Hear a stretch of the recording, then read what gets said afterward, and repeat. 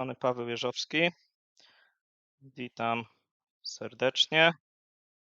W tym momencie czekamy na wszystkich i za moment będziemy mogli rozpoczynać. Cały czas jeszcze nie widzę tego live'a.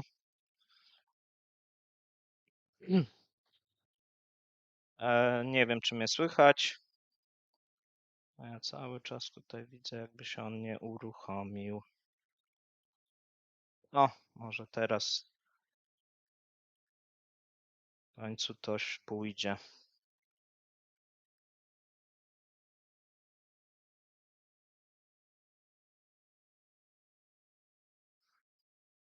O, widzę, że już się wszystko uruchomiło. Dzień dobry wszystkim, jeszcze raz. Tutaj słychać.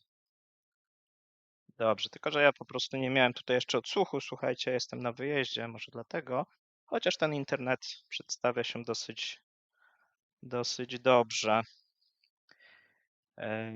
Dobrze, na sam początek mam taką prośbę, słuchajcie, do Was, taką autoreklamę, podejrzewam tak jak każdy, a więc jest prośba o to, żeby wesprzeć kanał, jeżeli ktoś ma taką ochotę.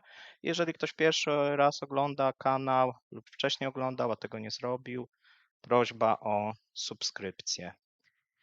A my dzisiaj sobie, słuchajcie, powiemy o Rosji. Powiemy sobie, co się dzieje w przypadku Rosji, jeżeli chodzi o ten rok, który minął od inwazji.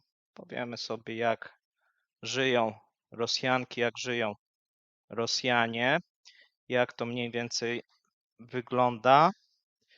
A powiemy sobie też na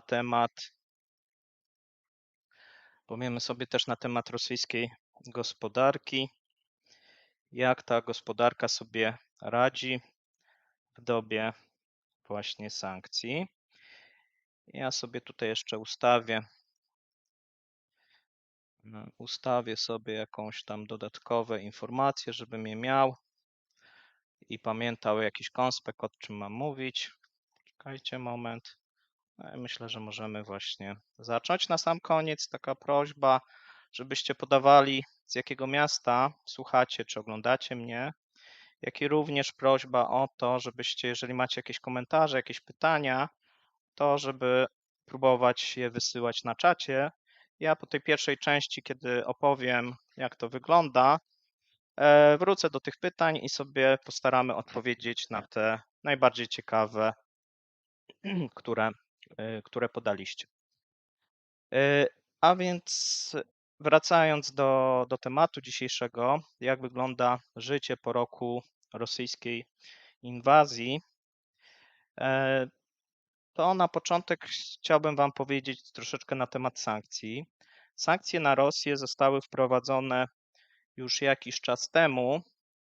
To nie jest tak, że te sankcje są po raz pierwszy. One były wprowadzone pierwszy raz w 2014-2015 roku, natomiast to, co obecnie mamy, to są sankcje, które zostały wprowadzone po inwazji. Tak jak pamiętacie, było dosyć dużo informacji na ten temat. Powiemy sobie troszeczkę teraz na temat skuteczności tych sankcji, jak one wpływają na życie Rosjan i Rosjanek. Powiemy też sobie, jak to życie wygląda, z czym Rosjanie się mierzą i co ich czeka, jeżeli chodzi o rok 2023 oraz 2024. I na sam początek chciałbym Wam dać takich kilka informacji. Te informacje możecie znaleźć na stronie ekonomiarosji.pl oraz na moim Twitterze. Tam dzisiaj puściłem felieton, który jest w jakimś tam stopniu niezbędnikiem do tego, co będę mówił. Część tych rzeczy powtórzę, pokażę też slajdy oraz wykresy, które pokazują, jak obecnie sankcje działają. Natomiast nie będziemy mówić tylko o sankcjach, też będziemy mówić o innych tematach. Już widzę, że tutaj wszystko mi działa, odsłuch działa. Widzę, że są osoby z Bośni. O, Sarajewo. Oj, to jest Niebieski Wilk. Dzięki Niebieski Wilk za wsparcie kanału. Potem pewnie będziemy się jakoś kontaktować. Natomiast na osoby, które jeszcze nie wspierają, zachęcam, ułatwia mi to tworzenie tego kanału i daje mi taki dodatkowy bodziec. Wiem, że nie jestem zawodowym youtuberem, nie jestem też zawodowym prezenterem ani dziennikarzem. To, co mam, to jest jedynie ten content, który gdzieś zbieram dla Was, no i ta wiedza ekonomiczna, która przez lata po studiach, te, które kończyłem, czy po latach tego tradingu, umożliwia mi w szybszy sposób znajdowanie tych informacji, myślę, niż ekonomiści czy dziennikarze, tak? A więc jestem w stanie często dotrzeć do informacji, do których większość osób nie dociera, ponieważ się poddaje, nie chce im się przeszukiwać ani for internetowych rosyjskich, ani jakichś gazet takich branżowych dotyczących ropy, gazu czy dotyczących gospodarki. A więc u mnie to tak wygląda. Słuchajcie, wracając do tematu sankcji, to trzeba sobie powiedzieć, że jeżeli chodzi o rosyjską gospodarkę, to firmy zachodnie stanowiły i kreowały 40% rosyjskiej produkcji i PKB. I często dla wielu Rosjan, może dla wielu to złe słowo, bo zaraz sobie zobaczymy, że nie do końca dla wielu, natomiast te firmy zachodnie były zazwyczaj dosyć dobrym pracodawcą. Często były te firmy wybierane jako pracodawcy roku. Młodzi Rosjanie pragnęli pracować w tych firmach zachodnich. Tutaj najczęściej kreowana była średnia klasa oraz w tych firmach zatrudniała się właśnie średnia klasa, która w Rosji od lat 90. zaczęła się tworzyć. Mi OBS nie da rady. Próbujemy przełączyć się na inne łącze, może będzie teraz lepiej. Dobrze, tutaj mam informację, że się udało, więc potwierdźcie, że jest OK. Natomiast wracając tutaj, zobaczę, czy... O, piszecie, że przycina, zaraz to powinno się, myślę, że poprawić.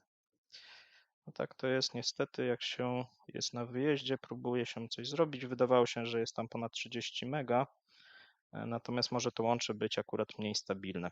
Teraz powinno być OK, przełączyłem się na drugie łącze. Wydaje się, że ono jest przynajmniej stabilniejsze. Ja przynajmniej tutaj nie widzę żadnej przycinki, jeżeli sobie to odtwarzam. No i teraz wracając do tego, o czym Wam chciałem powiedzieć, to chciałem Wam pokazać jak gdyby kilka slajdów na temat, jakie firmy wyszły, jak to liczbowo mniej więcej się przedstawia, jeżeli chodzi o rosyjskie firmy. I tutaj, tak jak być może część z Was czytała, jeżeli chodzi o zestawienie, to mamy dwie informacje i takie dwa ośrodki badawcze. Pierwszy ośrodek badawczy to jest ośrodek Yale i tutaj macie, za moment zobaczycie informację, czyli to jest ten pierwsza tabelka i tutaj macie informacje na temat, ile firm według Brytyjczyków i według tego ośrodka wyszło z Rosji, ile firm zostało w Rosji, a ile jest tutaj ten żółty kolor i taki lekko żółty, ile tych firm w tym momencie, to kolory mi się troszeczkę widzę, że zmieniły, ale okej. Czyli mamy tak, stay, no to ci, co zostają, buying time, no to są ci, którzy gdzieś się wstrzymują, suspension, no czyli tak samo gdzieś są zawieszeni, exited, czyli te firmy, które wyszły. I tutaj w tym badaniu Yale było podane 1435 firm.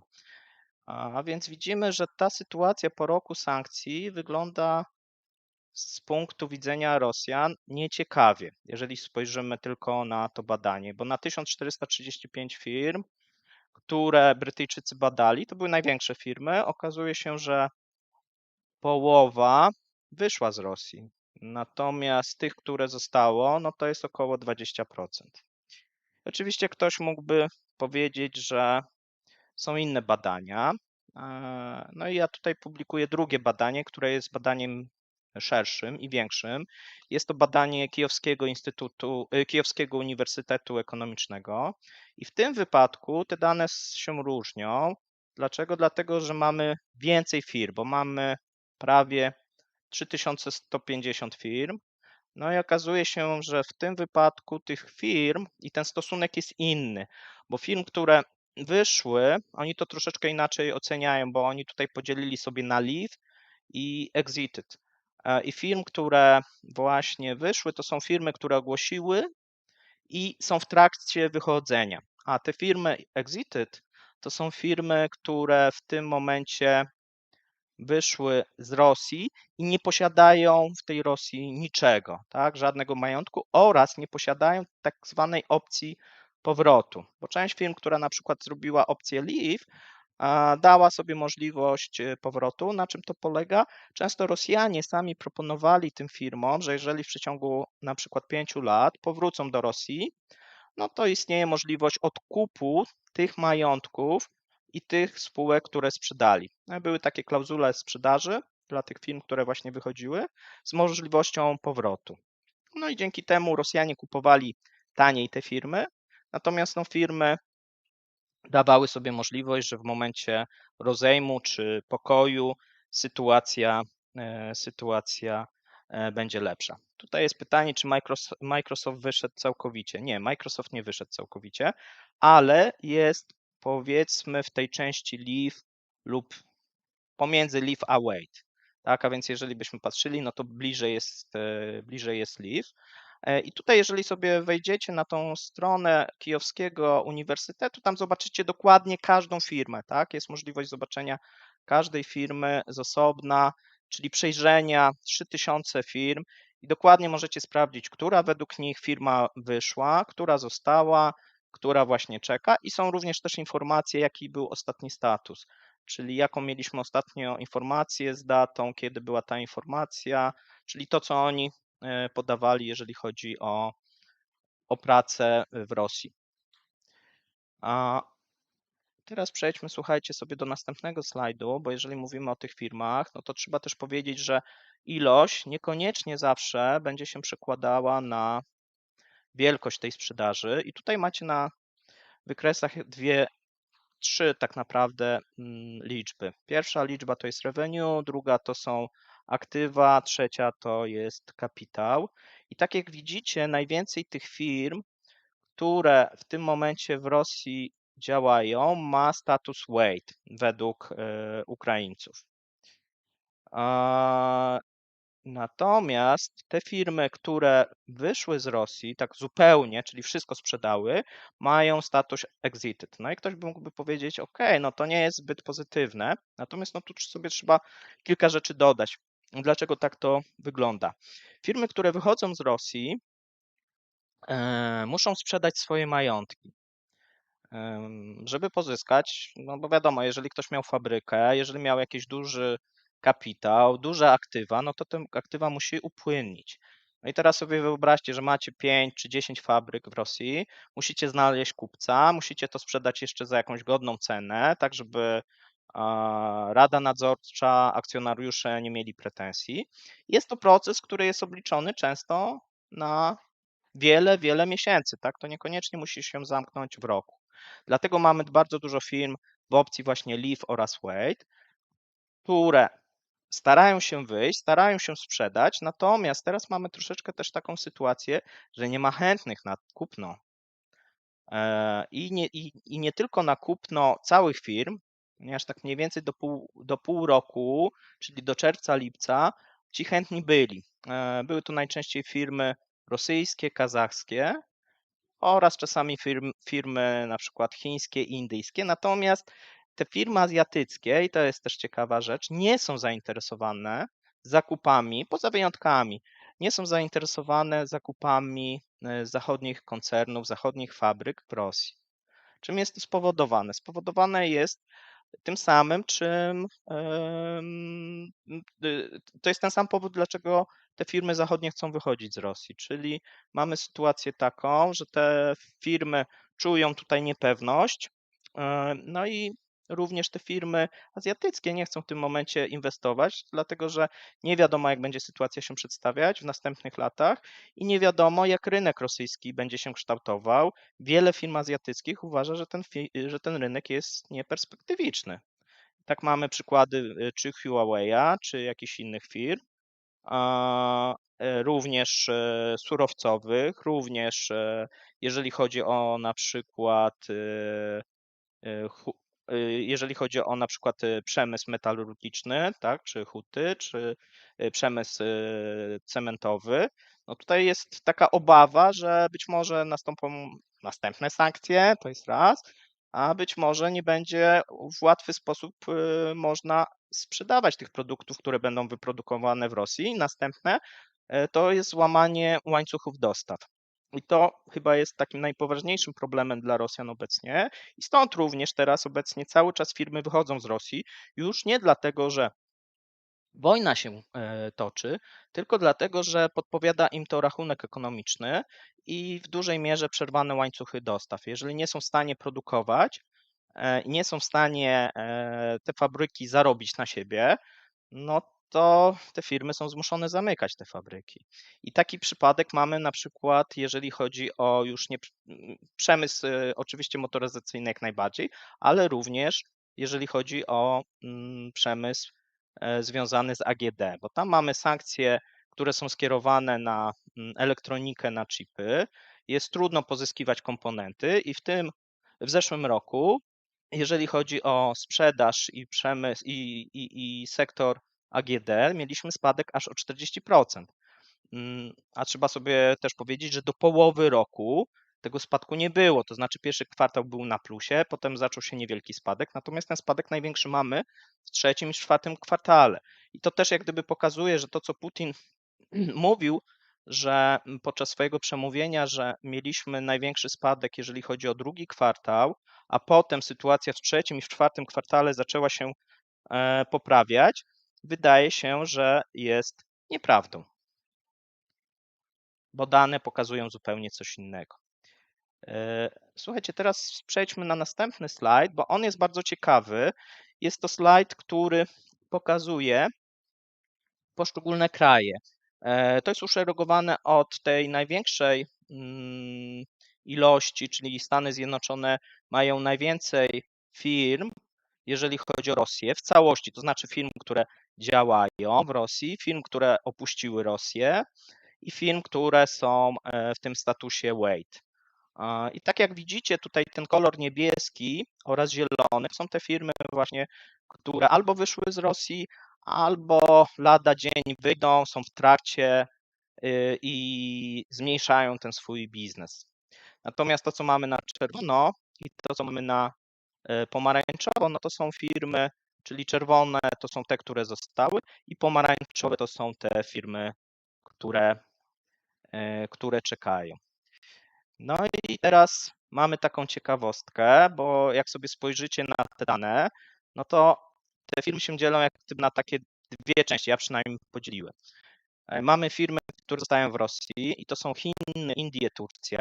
Tu nie ma jak gdyby wielkiego zaskoczenia, ponieważ no, te kraje, no może z Turcją, no ale Turcja od początku deklarowała, że będzie z Rosją handlować i nie zamierza dostosowywać się do tych sankcji zachodnich. W przypadku Chin i Indii sytuację mamy podobną, natomiast też tam mamy, zauważcie, tak jak na przykład w przypadku Chin mamy Huawei, inne, nawet w przypadku Indii mamy firmy, które opuściły Rosję i w jakimś stopniu dostosowały się do tych sankcji. Dlaczego to zrobiły? No, tak jak mówię, są te elementy związane z ekonomią, mniej sprowadzoną wojną. Natomiast następne kraje są ciekawe, bo następnym krajem, które tutaj występują, czyli firmy, które zostały w Rosji, ten udział tych firm zostających w Rosji wynosi ponad 50%, czyli to, co jest czerwone, no to mamy, słuchajcie, Grecja, Japonia, Korea Południowa.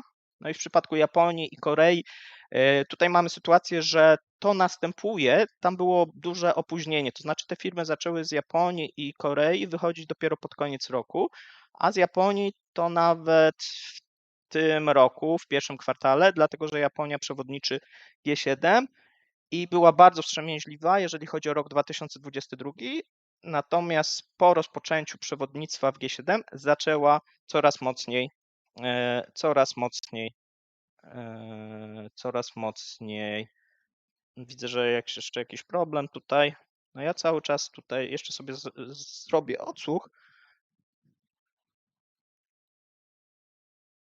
ale ja słyszę dobrze.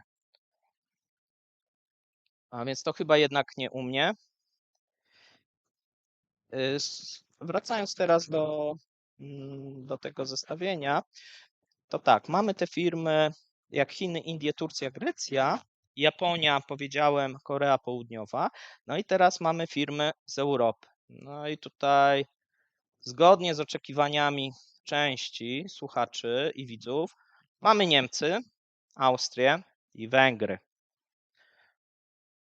I jeżeli chodzi o Niemcy, to jest kraj, który bardzo dużo mówi na temat właśnie sankcji, wprowadzania tych sankcji. Natomiast jeżeli spojrzymy na ich firmy, to część oczywiście tych firm dostosowuje się i wychodzi. Natomiast duża część została w Rosji. Jeżeli patrzymy liczbowo i pod względem revenue, to Niemcy są największym krajem, jeżeli chodzi o ilość firm, które zostały, i jeżeli chodzi o przychód tych firm.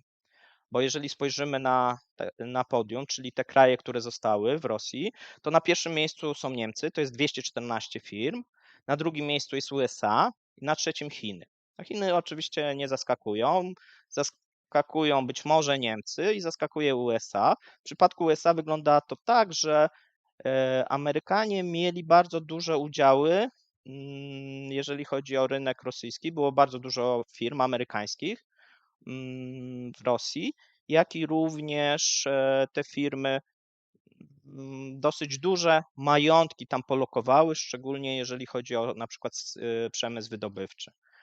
Natomiast te firmy, jeżeli chodzi o firmy amerykańskie, tak jak widzicie, one się wycofują, bo tam było ponad 700 bodajże firm tych amerykańskich, natomiast no teraz mamy 168, tam była dosyć duża zmiana. W przypadku Niemiec aż tak dobrze nie ma, bo jak spojrzymy sobie, widzicie tutaj w przypadku USA, no to ten kolor niebieski to mamy 48 plus 5, natomiast w przypadku Niemiec, no ten niebieski to jest 24 plus 6 ten zielony, a firm, które procentowo zostały, no to mamy aż 57%, a w przypadku USA 24%, no to jest dosyć duża różnica. I myślę, że to jest kwestia nastawienia rządów, no i współpracy, tak, pomiędzy rządem tutaj kanclerza Scholza, a dużymi firmami niemieckimi, które są niechętne do tego, żeby wychodzić. Tutaj Włochy, tak, Włochy też piszecie, jeżeli chodzi o to zestawienie. No wygląda tak, że firmy włoskie nie są, tutaj zapomniałem faktycznie dodać w zestawieniu, firmy włoskie, mój błąd, będę musiał poprawić, firmy włoskie nie są chętne do również wychodzenia z Rosji. Dziękuję. W przypadku Węgier, mówiłem Węgry, sytuacja wygląda tak, że Węgry 59% firm węgierskich zostało na rynku rosyjskim. Oczywiście może ulec zmianie, no bo jeżeli byśmy popatrzyli na te same dane, ja pamiętam, no to te słupki były jeszcze gorsze, powiedzmy jeszcze 3 miesiące, 4. Z każdym miesiącem tutaj mamy postęp. To nie jest tak, że firmy wracają do tej Rosji. Są jakieś tam sporadyczne przypadki, natomiast większość firm cały czas myśli o opuszczeniu Rosji i widać to było, że ten pomarańczowy wcześniej słupek był większy, natomiast on powoli się zmniejsza. Jeżeli sobie też spojrzymy na skąd pochodzą te firmy, oprócz tego, że tak jak powiedziałem, najwięcej jest z Niemiec, z USA i z Chin, no to jeżeli byśmy spojrzeli troszeczkę kontynentami, no to najwięcej firm jest oczywiście z Europy. Tu na tych stronach uniwersytetu też znajdziecie taką mapkę, ja też ją podałem na ekonomiarosji.pl, gdzie możecie sobie właśnie zobaczyć, jak to wygląda, jeżeli chodzi o poszczególne kontynenty, jak to się przedstawia. I teraz następna rzecz, dosyć wydaje mi się ciekawa, to jest następne takie zestawienie, które pokazuje udział personelu, czyli udział jak gdyby personelu na poszczególny kraj.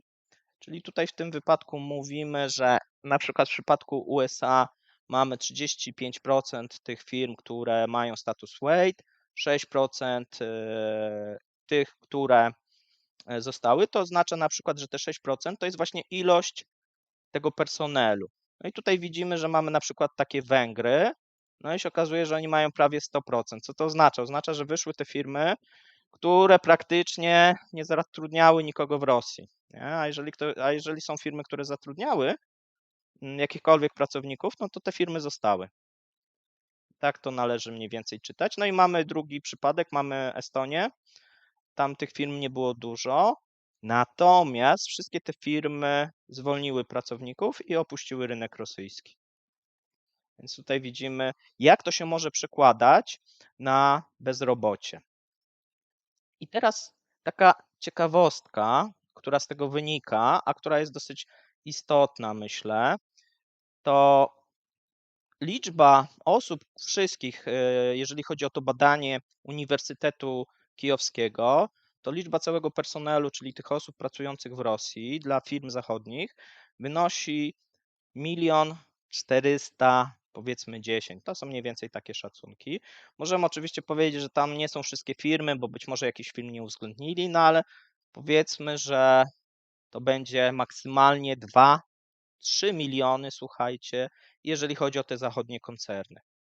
No i ktoś może powiedzieć, zapytać się, czy to jest dużo, czy to jest mało, tak? Bo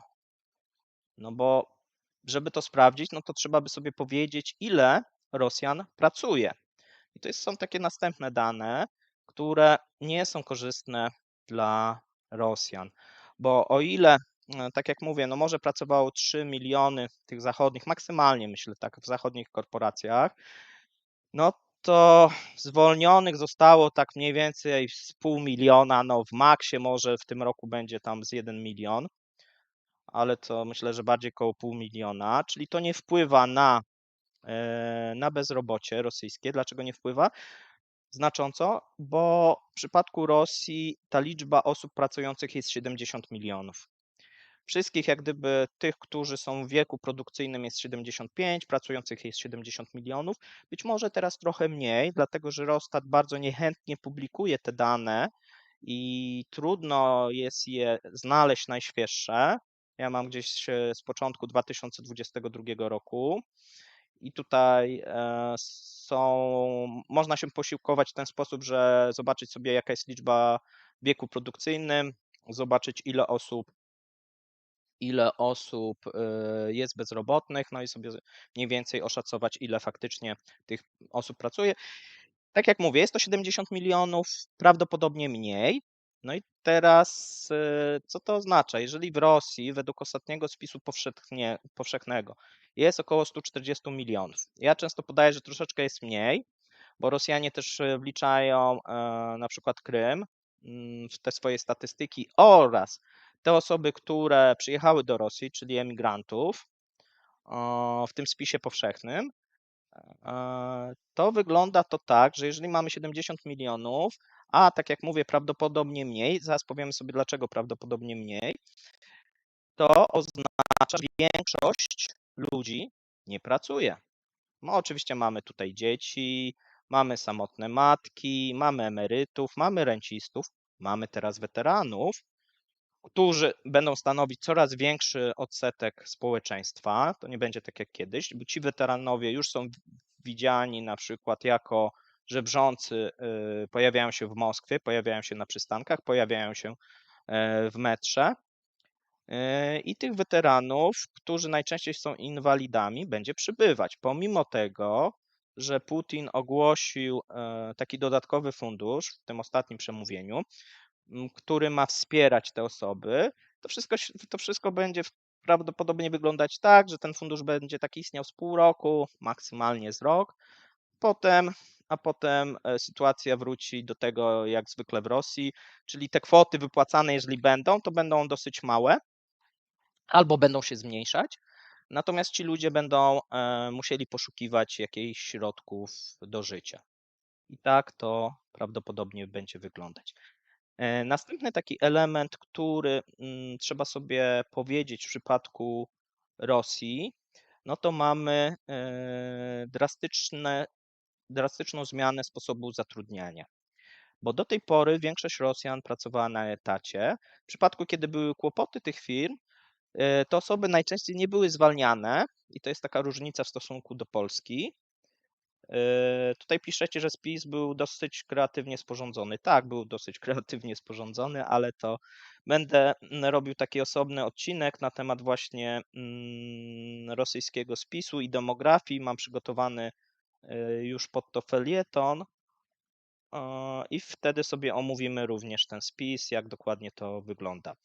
Ta legenda jest, jeżeli chodzi o tutaj pytanie, czy by przygotować legendę do wykresów, natomiast te kolory mi się troszeczkę rozjechały, bo tam powinien być osoby, które są na samozatrudnieniu.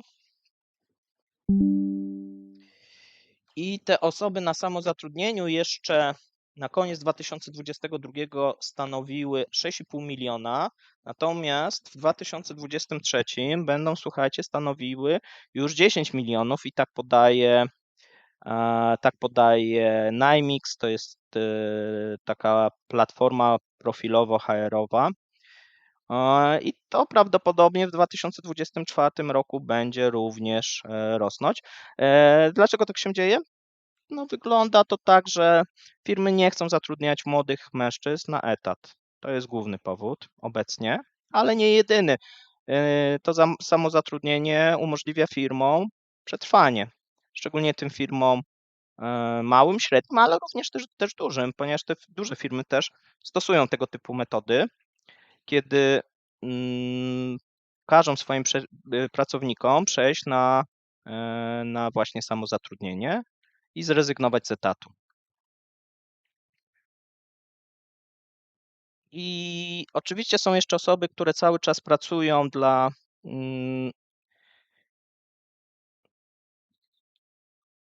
Słucham cię, synku? Co chcesz zrobić? Teraz nie mogę, nagrywam.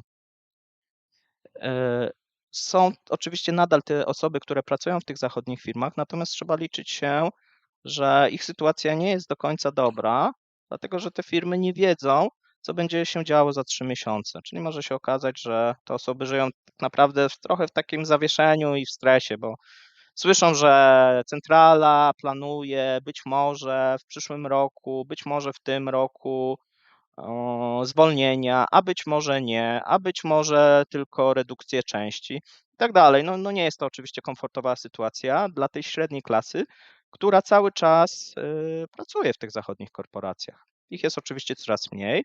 Trzeba też sobie powiedzieć, że jeżeli chodzi o emigrację, to mamy tutaj bardzo silną korelację. Większość Rosjan tej średniej klasy, która wyjechała, to nie tylko byli młodzi mężczyźni, jak się podaje, ale były często całe rodziny, które wyjechały i które na przykład straciły tą pracę, jeżeli chodzi o zachodnie korporacje i nie mają zbytnio często dobrej perspektywy zatrudnić się gdzieś indziej.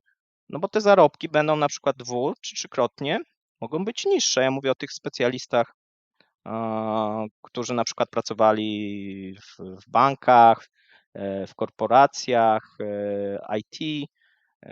No tu sytuacja jest taka, że oni te same zarobki będą mogli uzyskać po wyjeździe z Rosji, natomiast jeżeli chodzi o Rosję, to będzie im trudno. A więc oni cały czas będą wyjeżdżać, co będzie powodować, że ta średnia klasa będzie się kurczyć w Rosji. Tutaj AM pisze, że Siemens wyszedł. Tak, wszystko wskazuje, że jeżeli chodzi o to badanie, to z niego wynika, że Siemens jest na zielono. Tam zostały mu jakieś groszowe udziały tak naprawdę, natomiast większość tych swoich aktywów upłynnił. Tutaj też jest pytanie, ja trochę też czytam na bieżąco, czy firmy w wydobyciu gazu i ropy i węgla wyszły. Tam macie zestawienie, możecie zobaczyć, które według właśnie Ukraińców wyszły, a które jeszcze zostały. Są firmy, które zostały, natomiast te najważniejsze wyszły. Mówimy tutaj albo wychodzą, tak, bo mówimy tutaj o Linde, mówimy o dawnym GE Oil, mówimy o Shellu, o wielu takich, no tam jest na przykład na żółto, na przykład Totals. Natomiast no wszystko wskazuje, że oni wyjdą, bo za bardzo nie mają innej opcji. Być może kiedyś wrócą, ale przynajmniej jeżeli chodzi o ten rok, wszystko wskazuje, że wyjdą, a więc z tych firm, które zostaną, no to myślę, że nie będzie dużo albo w ogóle, jeżeli chodzi o 2023 rok. No i teraz te osoby, które pracują, bo tak, z jednej strony mamy te osoby z średniej klasy, którzy pracują jeszcze dla tych zachodnich korporacji, no ale żyją w zawieszeniu i w takim stresie. Mamy też osoby, które przeszły lub wcześniej pracowały dla rosyjskich pracodawców. Ich jest większość, tak jak powiedzieliśmy. Natomiast te osoby muszą się liczyć z realnym spadkiem dochodów. Z jednej strony uciekają w to samozatrudnienie, no i tutaj nie ma być może czasami spadku, natomiast w przypadku etatów ten spadek jest. Czym on jest spowodowany? On jest spowodowany inflacją, tym pewnie co w Polsce, czyli ukrytym podatkiem, który jest nakładany na wszystkich obywateli, no bo nie tylko na pracowników. No i w tym wypadku liczy się, że jeżeli chodzi o spadek taki średni realnych dochodów w 2020 roku, było to 10% i tak podaje większość niezależnych rosyjskich ekonomistów, jak i również czasami też tych powiązanych na przykład z bankiem centralnym. Natomiast Росстат podaje, że ten spadek wynosił tylko 1%. Wydaje się, że jest to niemożliwe, bo mamy dane na temat wzrostu płac, to nawet Росстatowy, no to w ogóle inaczej wygląda. Mamy też dane na temat spadku konsumpcji i spadku sprzedaży detalicznej, co jest bardzo często powiązane ze spadkiem realnych dochodów. Rzadko bywa tak, że nie mamy spadku realnych dochodów, a konsumpcja spada. I to tak drastycznie, no jeżeli tam jest różnica 1-2%, ok, ale nie różnica 10%. Więc mamy sytuację taką, którą doświadczamy też w Europie. Wydaje się, że w Rosji bardziej. Mamy dosyć wysoką inflację i drożyznę, szczególnie jeżeli chodzi o produkty spożywcze i szczególnie jeżeli chodzi o te produkty importowane z Zachodu. One są coraz droższe. Elektronika jest coraz droższa, samochody na przykład montowane chińskie są coraz droższe, ale najbardziej droższe są wszystkie te towary, które nie są dostępne w normalnym imporcie, tylko są dostępne w tak zwanym imporcie równoległym. Tam wzrosty, słuchajcie, sięgają no ponad 100%, tak mamy 100, 200. I jak to wygląda? Wygląda to tak, że wszystkie prawie towary mamy dostępne, a więc jeżeli ktoś się spodziewał, że w Rosji w 2022 roku będzie sytuacja taka, że ludzie będą wchodzić do hipermarketów i będą widzieć gołe półki, bo tych towarów zabraknie, no to tak się nie stało. Tam są te same często towary zachodnie, które są sprowadzone na przykład z Chin, z Turcji, z Armenii, z Kazachstanu. Jeżeli mówimy o takich towarach szybko zbywalnych, ale też są sprowadzane samochody, jakaś elektronika, tekstylia zachodnie, właśnie luksusowe produkty. Natomiast różnica jest taka, że one często są w tych samych sklepach, natomiast cena jest ich wyższa, ponieważ nie są sprowadzone bezpośrednio od producenta, tylko są sprowadzone przez pośrednika. Skoro są sprowadzane przez pośrednika, no to ten pośrednik musi zarobić i narzuca swoją marżę, a te marże są często bardzo wysokie. Co jeszcze można zaobserwować? Spadek ilości towarów na zasadzie takiej, że mamy mniejszy wybór. Czyli jak wcześniej mieliśmy powiedzmy ileś marek, no to ta liczba tych marek się zmniejsza. I teraz, tak jak powiedziałem, mamy spadek 10%. Jeżeli chodzi o sieci handlowe, bo tu często są pytania, mamy w Rosji takie dwie główne sieci, te takich dużych, no to mamy tego Auchan, I tu mamy wszystkie firmy w grupie, w rodzinie tej Auchan, czyli mamy ten Leroy, właśnie Auchan i pozostałe te firmy. I oni się nie wycofali w Rosji i powiedzieli, że się nie wycofają. Być może natomiast w tym roku będą zmuszeni się wycofać. Dlaczego? Dlatego, że Ukraińcy zrobili coś takiego, jak zrobili dodatkową listę, to znaczy rząd ukraiński, listę firm, które sponsorują terroryzm i na które, i to są kandydaci do nałożenia tak zwanych sankcji wtórnych. O co chodzi? Auchan zrobił błąd, ponieważ w którymś momencie zaczął robić zbiórki dla żołnierzy rosyjskich. Coś, co u nas obserwujemy na przykład w Lidlu. Dotyczy to ukraińskiej armii. Oni zrobili dokładnie to samo, tylko dotyczyło to armii rosyjskiej. A więc były różnego rodzaju przygotowywane paczki. Tam jeszcze Bonduelle był zamieszany w to, właśnie Auchan. Też był zamieszany z tego, co przynajmniej czytałem, to jest do potwierdzenia, Procter Gamble, ponieważ znalazł się na tej liście. Tam jest około, ja podawałem to na Twitterze, możecie to odszukać, jest około chyba 20 firm, a więc lista jest bardzo krótka, natomiast już są pierwsze efekty, ponieważ Amerykanie wszczęli postępowanie wobec Auchan i może okazać się, że będą chcieli nałożyć wtórne sankcje. A więc może się okazać, że Auchan będzie musiał opuścić rynek rosyjski nie dlatego, że chce, nie dlatego, że ekonomicznie mu się to nie składa, tylko dlatego, że zostanie przymuszony. I może tak to wyglądać. Druga taka sieć u nas nieznana to jest Globus, a więc sieć taka handlowa niemiecka. Oczywiście są też inne sieci. Tutaj wydaje się, że sytuacja w 2023 będzie troszeczkę taka dziwna, bo będzie prawdopodobnie, znaczy tych sieci nie będzie przybywać, natomiast te sieci, jeżeli ktoś się spodziewa, że te sieci handlowe zaczną znikać, no jeżeli zniknie Auchan, no tak jak mówię, to z innego troszeczkę powodu, natomiast same z siebie te firmy nie będą chciały wychodzić z Rosji. Dlaczego? Dlatego, że jeżeli chodzi o ten handel detaliczny, to jest to taki ostatni element łańcucha, jeżeli chodzi o załamanie tej rosyjskiej gospodarki. Bo najpierw będzie się załamywać produkcja, właśnie eksport ropy, gazu, rosyjski budżet, biedniejące społeczeństwo, być może jakaś hiperinflacja. Natomiast te sieci handlowe będą do końca, dlatego że one mogą zmieniać ceny, podwyższać sobie na przykład te ceny i cały czas zarabiać.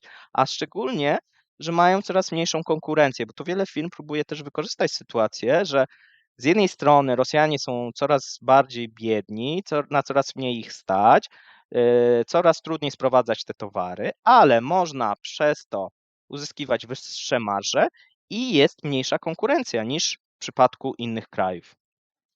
A więc należy również się z tym liczyć, z takim z naszego punktu widzenia ktoś może powiedzieć nieetycznym zachowaniem, natomiast te firmy tutaj często tym się nie kierują, tak jak właśnie w przypadku Auchan czy Globusa.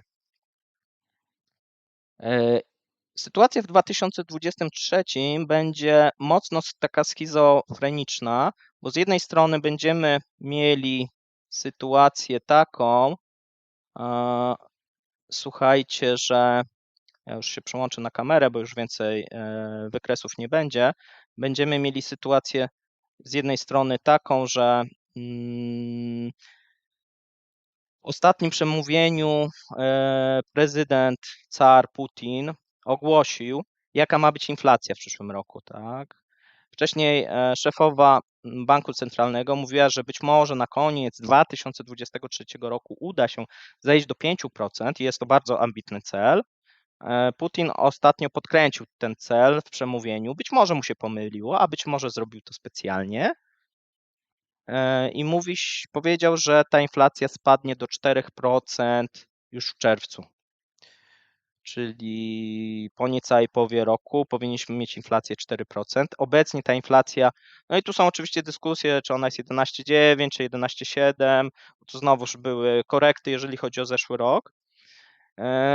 Natomiast to by oznaczało, że ona drastycznie musiałaby spaść. No i teraz ktoś się zapyta, czy to w ogóle jest możliwe? Wydaje się, że nie. Wydaje się, że tutaj Eurostat będzie tą inflacją manipulował. Natomiast słuchajcie, musicie pamiętać o tym, że jeżeli chodzi o szefa Eurostatu, to on się wielokrotnie zmieniał ostatnio i obecnie jest to najbliższy, można powiedzieć, przyjaciel Putina. Eurostat nie ma obowiązku też według najnowszej ustawy publikować pełnych danych statystycznych, jeżeli to zagrażałoby bezpieczeństwu Rosji, a więc może się okazać, że będzie tylko wybrane. I oprócz tego mamy też manipulację cały czas tym koszykiem inflacyjnym, jeżeli chodzi o Eurostat.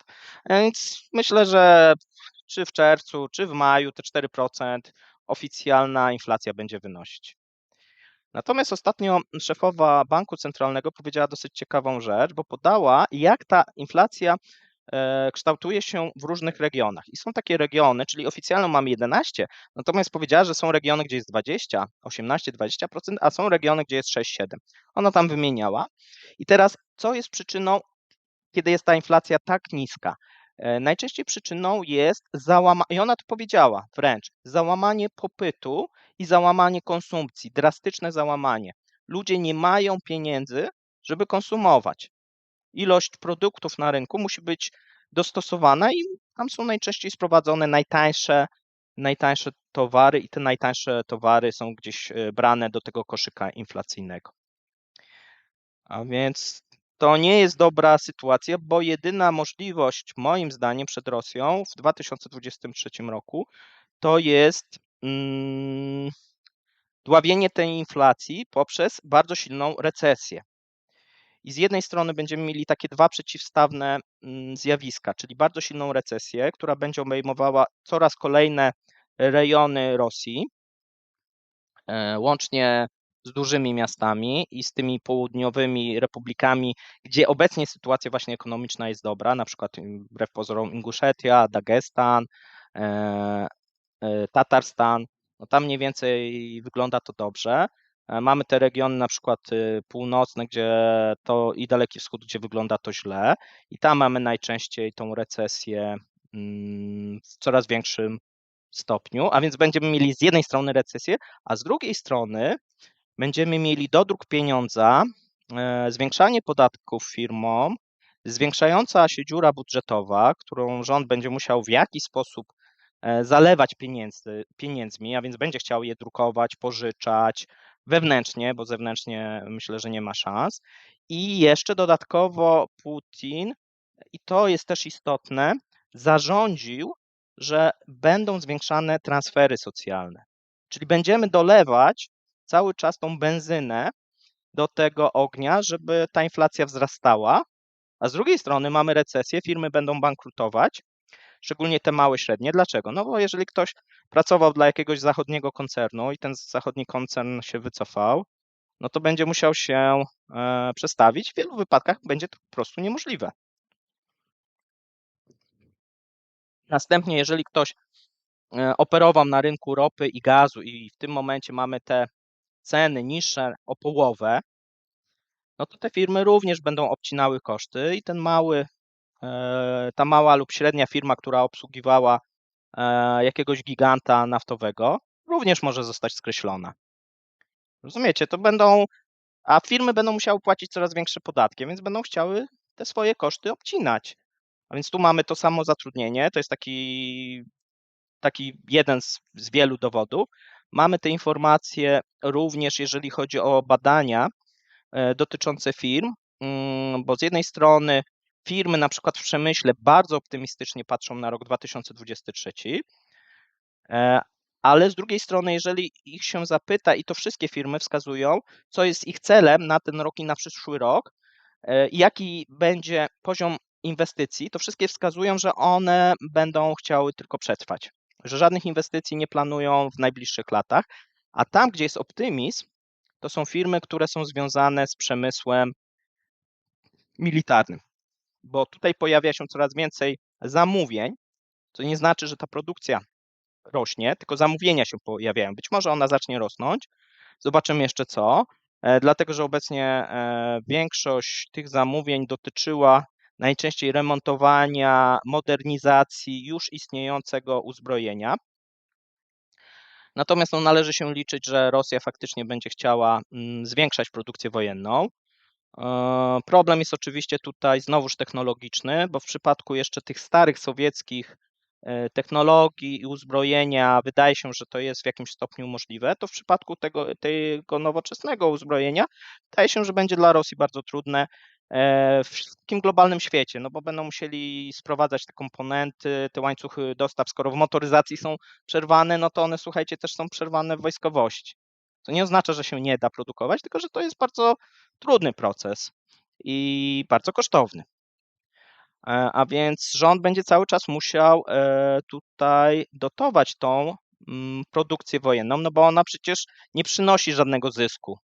Tak? Tutaj będzie wzrastać PKB Rosji i to jest następny element, który być może zaobserwujemy w 2023, czyli na przykład dodatnie PKB.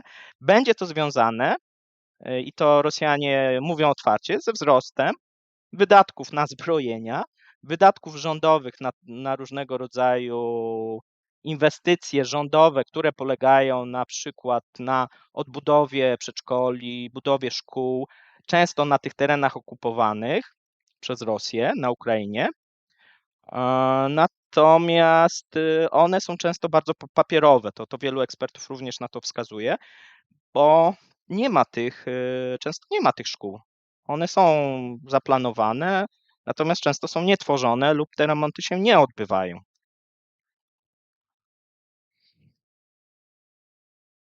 A więc słuchajcie, będziemy mieli taką sytuację, będziemy mieli kurczącą się klasę średnią, która będzie cały czas emigrowała z tej Rosji.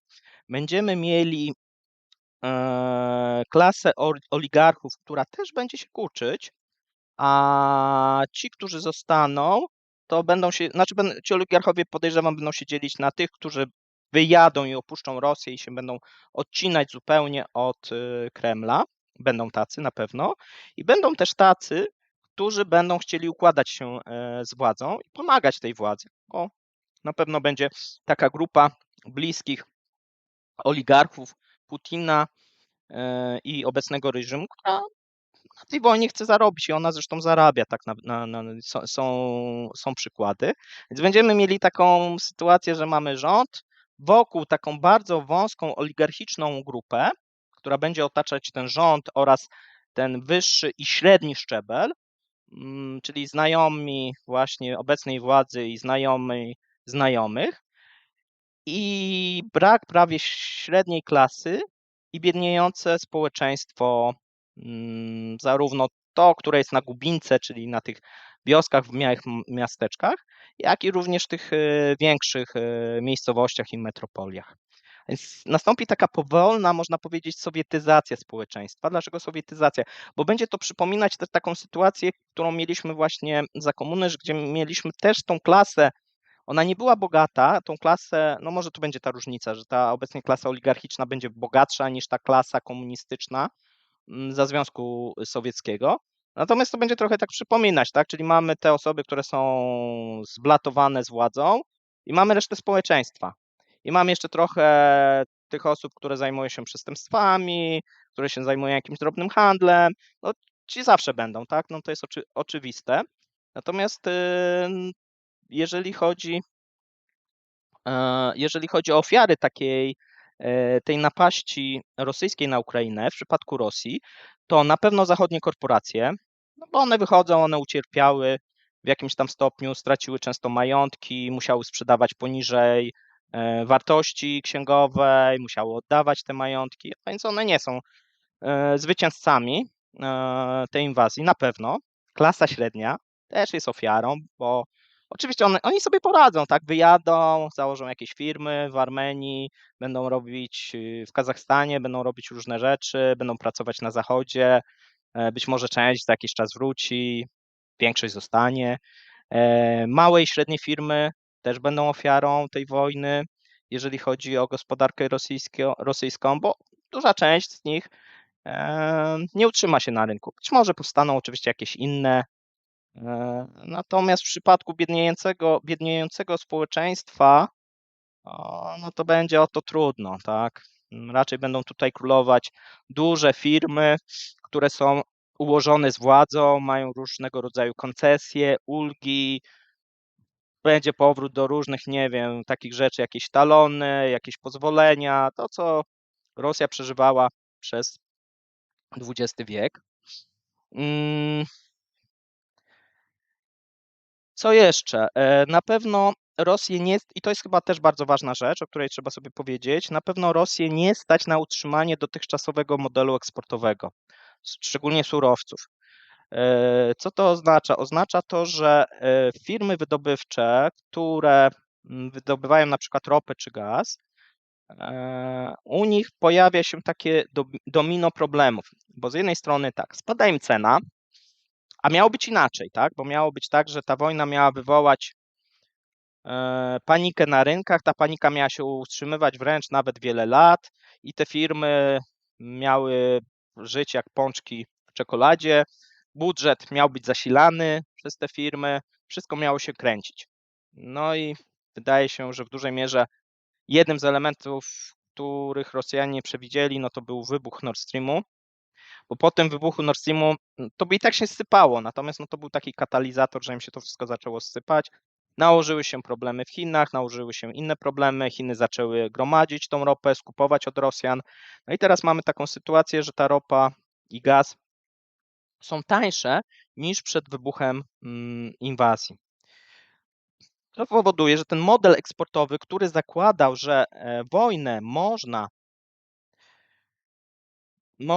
opłacać z tych dodatkowych ponad ekstra tych przychodów surowców, no się załamał, bo z jednej strony mamy wydatki, to jest pomiędzy 300 miliardów a 500 miliardów i mamy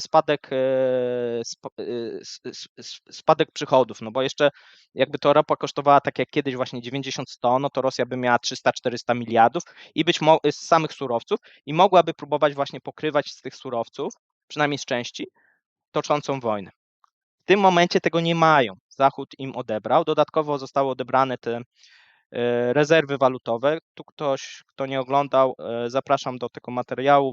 Ponad 2 godziny na live również mówię na ten temat. Tam zostały niewielkie ilości juanów, troszeczkę euro, które umożliwiają w tym momencie stabilizację rubla, natomiast no, ta stabilizacja jeszcze potrwa 2-3 miesiące, potem no, nie będzie to moim zdaniem możliwe. Może oczywiście jeszcze jak pożyczą, może jakoś tam przeciągną to kolejne 2 czy 3 miesiące. Zostaje jeszcze, tak jak Wam już mówiłem, zostaje jeszcze złoto, które Rosjanie próbują powoli upłyniać, ale to jest proces żmudny i trudny, żeby nie wpłynąć na kurs i wartość tego złota, bo tutaj można wylać dziecko z kąpielą, no i trudno sobie wyobrazić, że powiedzmy 1000 czy 2000 ton złota Rosja jest w stanie upłynnić, bo to jest moim zdaniem niemożliwe. Zresztą z tym złocie mają 130 miliardów, no i mogłoby się okazać, że oni dosyć szybko by to upłynnili, jakby potrzebowali. Potrzeby są duże, bo tak jak mówię, wojna kosztuje, z zewnątrz nie ma żadnej pomocy, tak jak w przypadku na przykład Ukrainy, gdzie 50 krajów zrzuca się, nawet jeżeli często są to małe zrzutki, no to każdy coś dorzuci i wtedy ta gospodarka Ukrainy też jest mniejsza. Jest to łatwiejsze, tak, do utrzymania, jest też mniej ludzi, sporo wyjechało, tak, czyli już odpada ten problem, żeby te osoby, czyli tych transferów socjalnych. Zauważcie, Ukraińcy muszą zrobić na przykład, nie wiem, 10-15 dla 10-15 milionów transfery socjalne, a Rosjanie będą musieli zrobić dla 50-60 milionów, nie? No więc to też o tym trzeba pamiętać. A więc Ukraina ma mniejszą gospodarkę, do tej pory miała mniejsze potrzeby, mniejszą ludność. To też się przekłada na to, że łatwiej jest pomagać im, niż jakby Chiny chciały pomagać Rosji, bo żeby Chiny zaczęły, o czym się teraz mówi, Chiny zaczęły pomagać Rosji, to inwestycje i potrzeby rosyjskie na ten moment są tak duże, że to pochłonęłoby dość duży udział, byłby potrzebny duży udział kapitału chińskiego. No i pytanie jest, po co Chińczycy mieliby to robić? Z jednej strony oczywiście mogą to robić, żeby utrzymywać tą wojnę, wydaje się, że ona nie jest do końca pozytywna. Lepszy byłby na przykład to, co teraz proponują, czyli pokój. Najlepiej taki, w którym Rosjanie się wycofują, Ukraińcy się wycofują, ale Rosjanie zatrzymują swoją część. Dlaczego? Dlatego, że to prowadzi do destabilizacji w tym rejonie i do tego, że Stany Zjednoczone muszą być cały czas zaangażowane. No bo tutaj nie ma, no chyba, że ktoś liczy, że Polska jest takim silnym supermocarstwem. Ja akurat uważam, że na ten moment na pewno nie. Natomiast mamy Niemcy i Francję. Tak jak już mówiłem o Niemczech, tak widać było przy tych firmach, że one niechętnie wychodzą z tej Rosji. Mają inną perspektywę, na czymś innym im zależy. Na pewno im nie zależy na tym, żeby tutaj osłabiać silnie Rosję.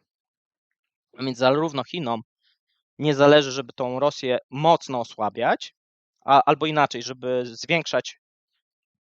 zwiększać pozycję Stanów Zjednoczonych w Europie i wzmacniać Stany Zjednoczone. Natomiast Niemcom nie zależy, żeby osłabiać Rosję. To jest, wydaje mi się, że dla każdego powinno być oczywiste.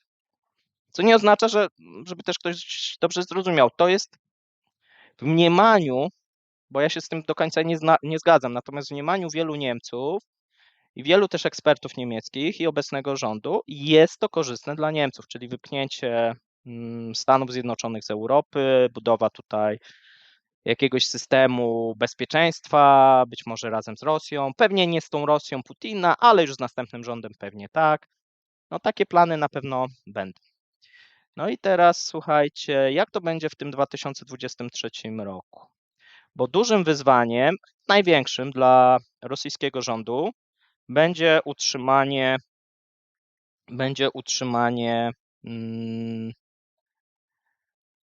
utrzymanie tych transferów socjalnych. I jeszcze ich zwiększenie, no bo ostatnio Putin powiedział coś takiego, pistolety nie będą ponad masło, tak? Czyli będziemy produkować uzbrojenie, prowadzić budowę imperium, czyli odzyskanie tej Ukrainy dla rosyjskiego imperium z jednej strony, ale z drugiej strony nie zapominamy o tych najbiedniejszych i tutaj mówi, nie tylko dostaniecie chleb, ale dostaniecie również masło do tego chleba, czyli te transfery socjalne mają się zwiększyć. On mówi o tym na przykład, że płaca ta minimalna z 16 tysięcy rubli skoczy na 19 tysięcy. Są dosyć duże wzrosty. I to oczywiście można uzyskać, mając bardzo wysoką inflację. I to jest jeden jak gdyby z tropów, który będzie wskazywał, co może nastąpić w 2023 roku, że ta inflacja się gdzieś im wyrwie z jednej strony, dlatego że będą musieli dodrukowywać ten pieniądz, będą zwiększać podatki, będą zwiększać obciążenia, a z drugiej strony oficjalną inflację będą kształtować dekretami, czyli będą mówić, że ta inflacja jest 4-5%. Potem im to ułatwi następne wyrównywanie i następne transfery, no bo powiedzmy za rok czy na jesieni mogą powiedzieć, robimy indeksację, ale inflacja jest 3%, dajmy na to, bo już spadła od czerwca znowu. No i macie następny tutaj, że tak powiem, dar od rządu, czyli dostajecie następną indeksację, na przykład od stycznia o te 3%. A inflacja faktyczna, taka realna i odczuwalna będzie w stylu 40 czy 50%. No i co? No i wtedy to społeczeństwo będzie powoli biedniało, natomiast ono się, zanim zorientuje, to też trochę minie. Ja wiem, że każdy, kto pójdzie do sklepu, będzie widział te ceny, ale to jest trochę też jak u nas, tak? My idziemy do sklepu, nam się wydaje, że te ceny są właśnie wyższe niż te 17%, natomiast jeżeli kogoś z Was zapytam, jak wyliczyć, no to większość pewnie nie będzie wiedzieć, tak? No bo mamy tą żywność, bo my tutaj patrzymy głównie na żywność, no i ta żywność jest droższa, tak? Ona jest powyżej 20%, tak? Pod 30%, czyli mamy tego typu wzrosty. A więc tak, mamy większość społeczeństwa też, i to jest następne zagrożenie dla Rosji. Większość społeczeństwa nie pracuje, z czego pracujących wciąż ubywa. No i teraz to, co Wam mówiłem, czyli mamy 70 milionów. Mieliśmy, ale ileś osób, ileś mężczyzn walczy na Ukrainie, ileś ginie, ileś wraca jako weterani, jako inwalidzi. No i skoro tak, no to już z tych 70 trzeba będzie odjąć. Ile odjąć? Ja tam podawałem i tak podawali rosyjscy też ekonomiści, że z Rosji wyjechało od 2 do 3 milionów, natomiast jeżeli chodzi o rynek pracy, czyli ci zmobilizowani, ci, którzy się ukrywają przed mobilizacją, ci, którzy zostali wysłani na front i tak dalej, że to wszystko i jeszcze te osoby, które wyjechały, byli emigrantami, powiedzmy z południowych, byłych republik sowieckich i wróciły do tych republik, tudzież nowi nie przyjechali na ich miejsce, tam zawsze jest jakaś, powiedzmy, roszada tych osób, no to mówi się, że mamy 5 milionów, czyli już na koniec 2022 ta liczba pracujących spadła na 65 milionów i o tym by również mogły świadczyć te dane o bezrobociu, no bo to bezrobocie w Rosji, i tym się chwalił Putin. Putin mówił, że mamy rekordowo niskie bezrobocie, no i to prawda.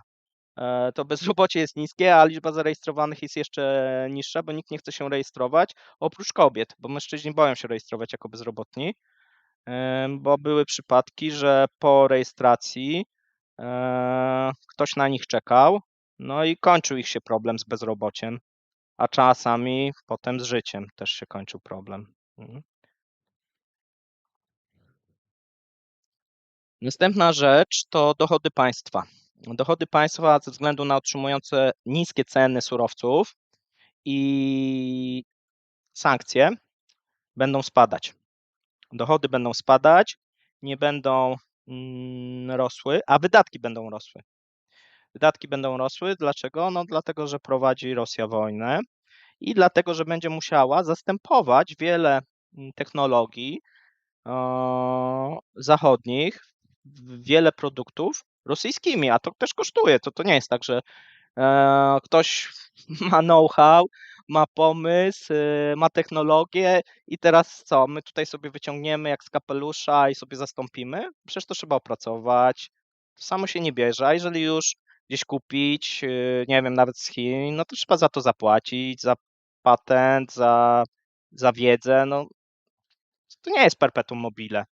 Tutaj często przekonują nas niektórzy eksperci, że Rosja sobie może poradzić. No to ja się pytam, w jaki sposób, skoro spadają im dochody i to jest fakt, to są dane, zwiększają im się wydatki i nie ma żadnych perspektyw. No bo oczywiście, jeżeli byłaby perspektywa, tak jak część teraz zaczyna pisać, że Chiny będą inwestować i ogłosiły jakiś pakiet, a nie mówię o jakimś tam pakiecie wojskowym, że tam dostarczą na przykład 30 czy 100 czy nawet 1000 dronów, tylko mówię o takim pakiecie ekonomicznym, czyli na przykład doinwestują banki, bo za moment też będzie taki problem, że teraz słuchajcie, banki muszą się zrzucać na bank centralny i na rząd, żeby dofinansować rząd, kupując obligacje skarbowe, czyli tak zwane rządowe, tak zwane wojenne, najczęściej to są 7-latki i 10-latki.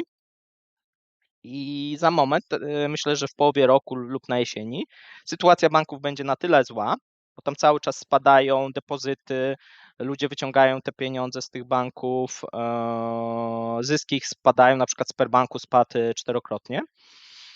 A to jest najważniejszy rosyjski bank. Tak naprawdę, jeżeli Sberbankowi by się coś stało, no to wszystkie banki lecą. No Sberbank ma ponad 100 milionów użytkowników, prawie każdy ma konto w Sberbanku, tak? To tak mniej więcej wygląda. Obsługuje wszystko. No jeżeli teraz Sberbank będzie miał kłopoty, no to rząd będzie musiał ich dofinansować. No i co? Teraz kupują im ich obligacje, a na jesieni będzie w drugą stronę. No, wydaje się to dziwne. A więc tak, dochody państwa będą spadać się ze względu na utrzymujące się sankcje. Wydatki, słuchajcie, będą rosły ze względu na wojnę, na recesję, no i na ten przemysł militarny. No bo trzeba będzie coraz więcej tam wkładać, tak, w ten przemysł. Dlaczego też? No w końcu też te czołgi, te stare uzbrojenie, które gdzieś jeszcze w tych magazynach było, ono już się kończy. Już się mówi, że wiele rzeczy jest niezdatnych do użytku, coraz starsze wersje są wyciągane, a więc być może część tego sowieckiego sprzętu będzie trzeba wręcz produkować.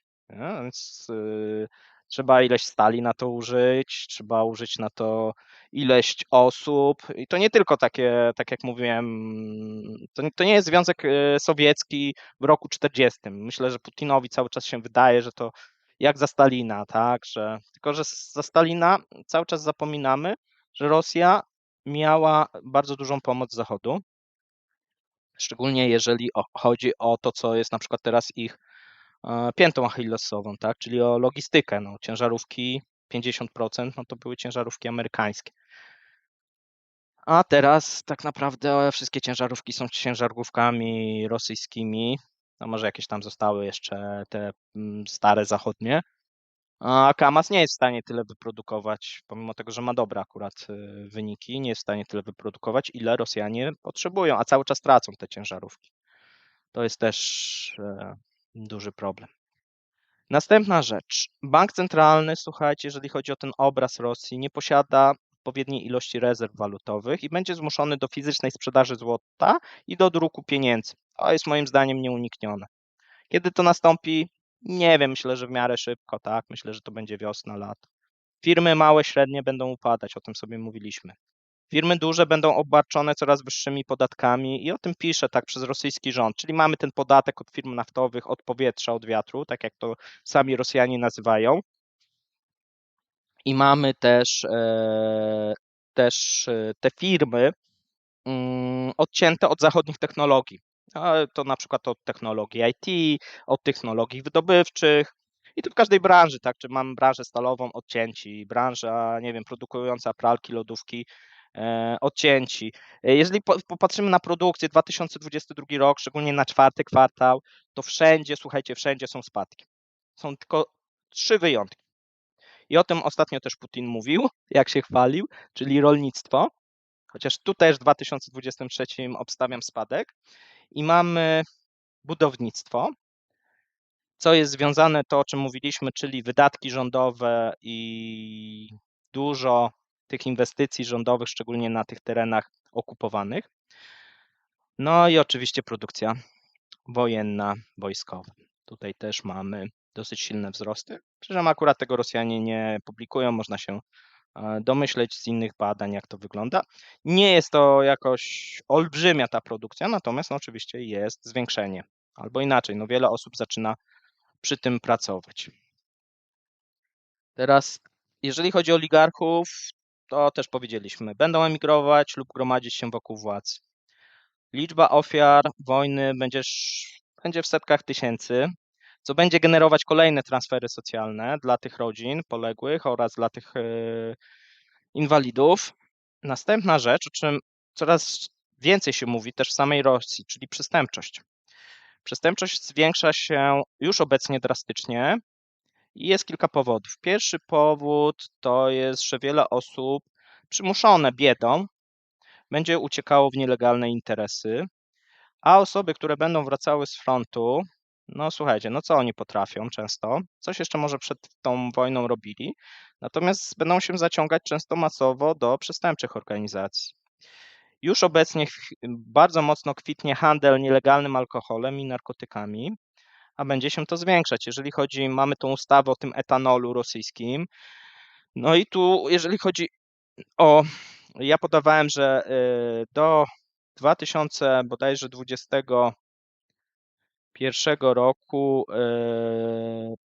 i to są dane też rosyjskie, jeżeli chodzi o bimber, to spożycie było na poziomie 36%, a w 2022, jeżeli chodzi o produkcję nielegalnego, albo inaczej, jeżeli chodzi o sprzedaż etanolu tak zwanego metycznego, ona się zwiększyła w Rosji dwukrotnie, co zawsze potem skutkowało zwiększeniem udziału nielegalnego alkoholu w całej sprzedaży. I tutaj mamy takie dwa elementy, czyli powinno to wyglądać tak, że ten nielegalny alkohol powinien się zwiększać, a ten legalny powinien się zmniejszać.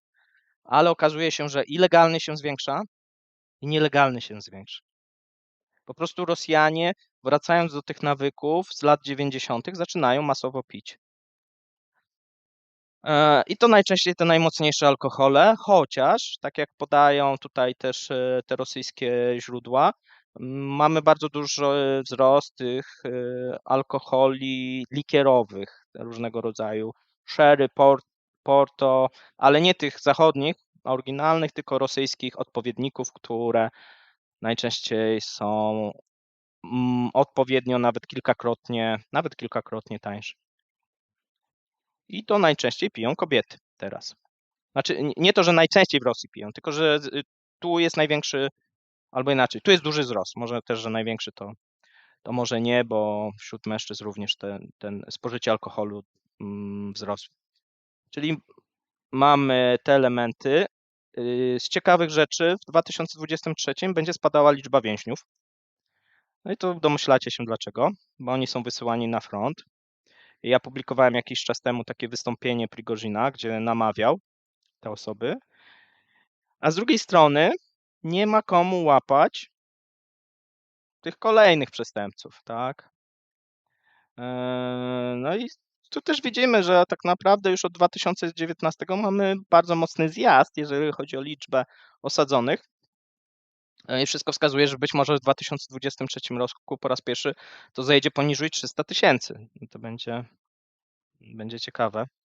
Natomiast no, ci ludzie, co powiedzmy jednak przeżyli, no to jak oni wrócą, no to myślicie, czym będą się zajmować, tak? Niczym legalnym, to na pewno. A więc będą zasilały właśnie organizacje przestępcze i gangi. I to będzie stanowiło nie tylko problem, moim zdaniem, dla Rosji w najbliższych latach, ale również dla Europy. Bo te organizacje przestępcze będą bardzo mocno rosły w siłę. Teraz tutaj ktoś mi pisał, że nie mam danych. Ja te dane opublikuję za jakiś czas. W felietonie nie podawałem, natomiast rośnie liczba zgonów, rozwodów i o tym będzie osobny materiał, bo jeżeli chodzi o liczbę rozwodów, no to Rosja pobiła znowuż swój rekord. Mamy dane do października 2022 roku i tam mamy 800 bodajże 60 000 rozwodów. No to jest rekord z 2002 roku. Co ciekawe, mamy też dużą liczbę małżeństw, ale to jest związane z czymś innym, tak? Czyli to jest związane znowuż z tą mobilizacją, bo tam mieliśmy w wielu regionach, o tym kiedyś mówiłem, w wielu regionach wzrost. Aborcje. No aborcje znowuż mamy, jak to zwykle w Rosji, wysokie. Tutaj się nic nie zmienia. Kobiety nie chcą rodzić dzieci. Mamy najniższy wskaźnik urodzeń w historii pomiarów. Czyli z jednej strony mamy najwięcej osób umiera. I to również to zwiększenie spożycia alkoholu będzie tutaj negatywnie na następne lata oddziaływać. A więc znowu rzucimy do tych liczb z lat 90. Będzie też taki materiał, zrobię i film na temat właśnie alkoholu, alkoholizmu i tych danych, jak to w Rosji się przedstawia, bo to jest jeden z mitów, który Putin próbował utrzymywać, oszukując WHO. Tutaj WHO podawało te dane, które podawał rząd rosyjski, natomiast praktyka i rzeczywistość niestety jest bardziej mroczna. O ile te duże miasta, Petersburg, Moskwa, tam faktycznie nastąpiły pewne zmiany, jeżeli chodzi o strukturę, sposób właśnie korzystania z tego alkoholu, no to w przypadku tych małych miejscowości Gubinki wręcz odwrotnie. No i ostatnia taka rzecz, którą chciałbym zaakcentować, no to jest ten eksport Chin do Rosji, bo w 2022 było 44% i to był skok z 36%. I wszystko wskazuje, że będziemy mieli eksport w 2023 powyżej 50%. Chiny będą głównym partnerem handlowym, można powiedzieć dominującym. W mojej ocenie obecny rząd chiński będzie wspierał Rosję, natomiast będzie przygotowywał się już do współpracy i instalacji wręcz kolejnego, w ich opinii, i takie są nadzieje, prochińskiego rządu. Dlaczego prochińskiego? Dlatego, że trudno sobie wyobrazić jakikolwiek rząd, jakiekolwiek poparcie zdobędzie, który będzie prozachodni. A to, że Rosja będzie autarkią i będzie samowystarczalna, to myślę, że nikt nie wierzy, nawet sami Rosjanie. I słuchajcie, to byłoby tyle, jeżeli chodzi o ten odcinek. Teraz sobie przejdziemy do pytań. Zobaczymy, widzę, że tutaj bardzo dużo. Jeszcze raz pozdrowienia dla Niebieskiego Wilka. Pytania troszeczkę jest, ale muszę tutaj przejrzeć.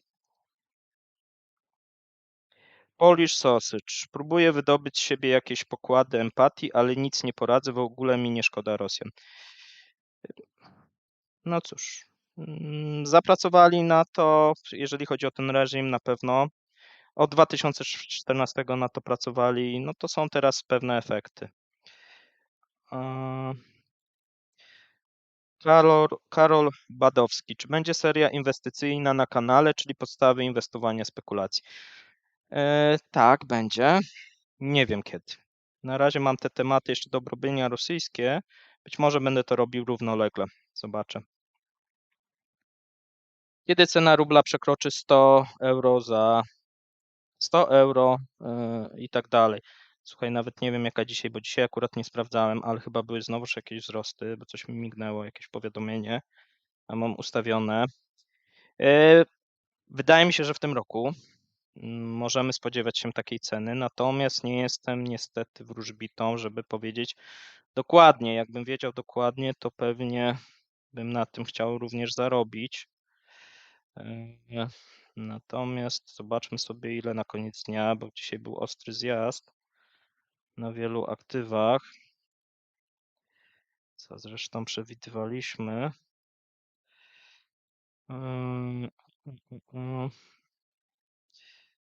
Co jest? A nie ta list.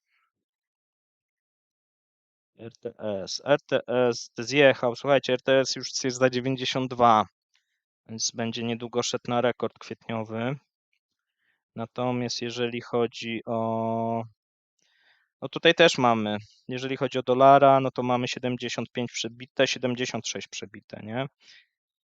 No i tu bank centralny miał trzymać tą cenę 75. No widać, że nie chce na razie trzymać, pewnie będzie próbował, a nie, próbował widzę na koniec tutaj stabilizować trochę wyżej. Tak się wydaje przynajmniej, że to bank. Trzeba potem spojrzeć na wolumeny. No wydaje się, że ta dewaluacja będzie następowała. Ona, tak jak mówiłem, w krótkiej perspektywie jest korzystna dla rządu i dla tych firm eksportujących. Natomiast no, w długiej perspektywie, tak powiedzmy po pół roku, a nawet roku, no to jest niby, powiedzmy, to może z takiej średniej i długiej, już średniej nie może być korzystna. Dlaczego? Dlatego, że Rosjanie zaczną skupować te waluty. No bo jak ten dolar będzie rósł, a te ruble będą słabły, no to pomimo, że być może według rosyjskiego rządu nic nie można kupić za te dolary, natomiast no zacznie się tworzyć czarny rynek. Więc sporo towarów będzie można tylko kupić na tym rynku i być może nie za ruble, tylko właśnie za twardą walutę. A więc to tak może wyglądać.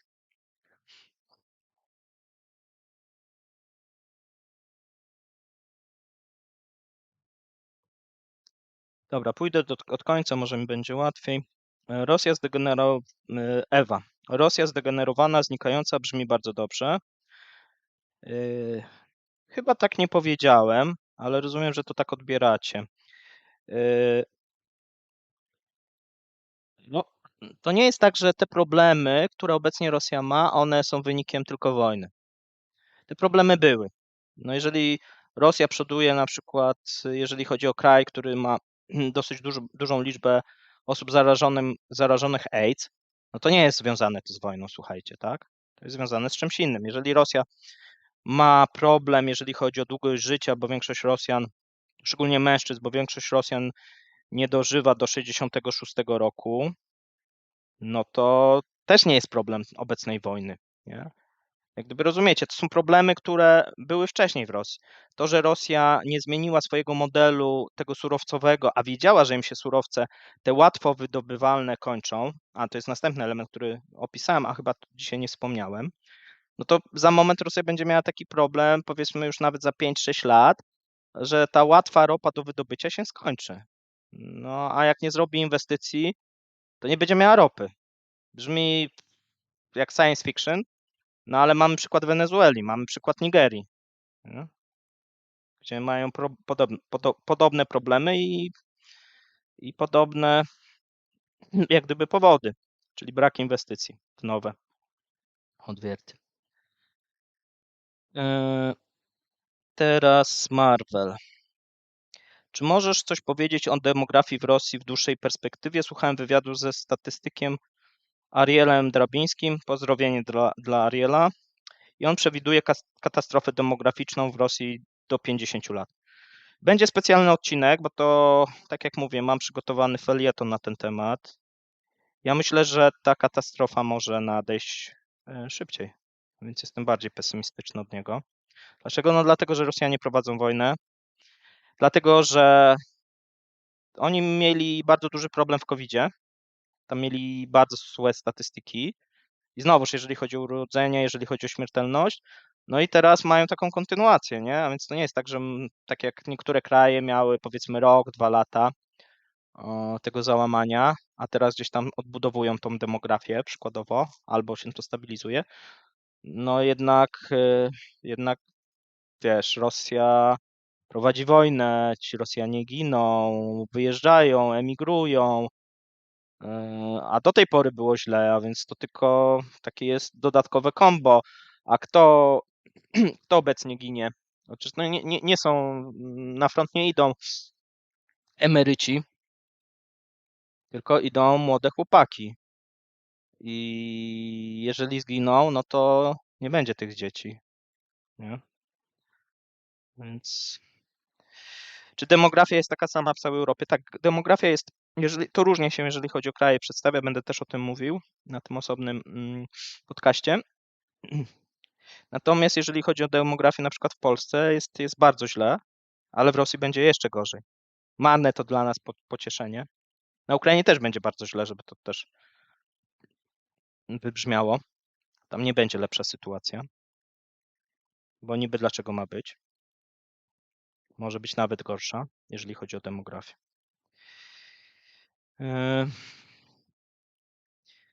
Grzeniu. Podejrzewam, że narkotyki u nas są bardziej popularne, tylko że u nich mocniejsze, jak u nas w latach 80., 90. Wiesz co? Nie. Oni mieli tam jakiś problem, jakiś czas temu problem, pamiętacie, z tym krokodylem. To było około 10 lat temu, już 10, no tak, 10 lat temu. Ten krokodyl nadal jest niestety brany, natomiast te narkotyki obecnie to są takie same jak narkotyki w Polsce. Jest dużo dopalaczy, jest dużo opiatów.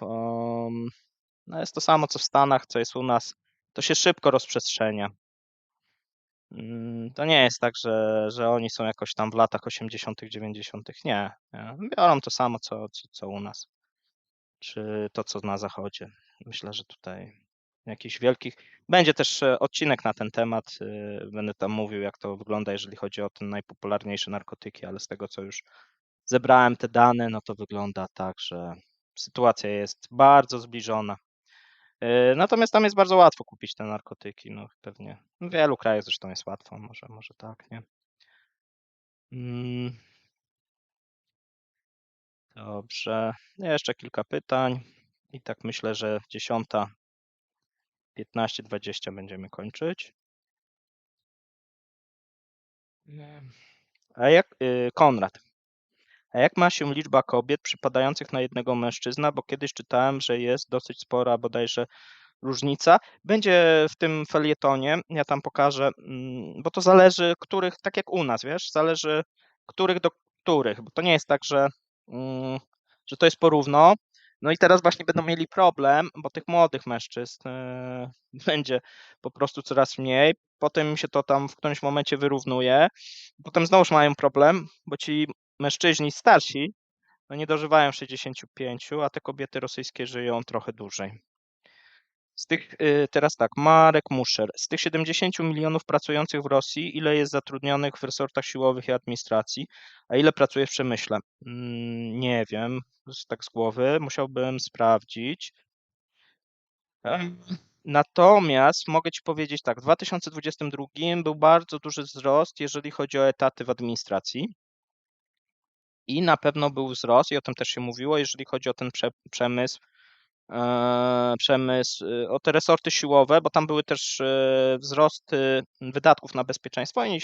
Ja miałem kiedyś dane, podawałem, ile jeżeli chodzi o bezpieczeństwo jest w wydatkach, ile też osób pracuje. Teraz już nie pamiętam, gdzieś trzeba by odszukać ten felieton, który o tym pisałem. No i to trzeba by policzyć. Jak będę robił być może o demografii, to wrócę do tego pytania i to dokładnie rozrysuję, jak to wygląda.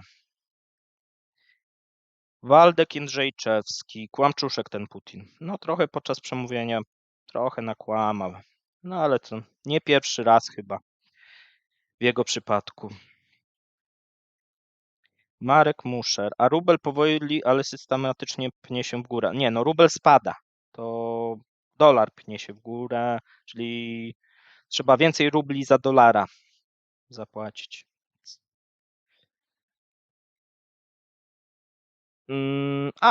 Miałem obiecane pytanie, słuchajcie, jedno. Było takie pytanie, to sobie może otworzę. Co z tymi, bo było pytanie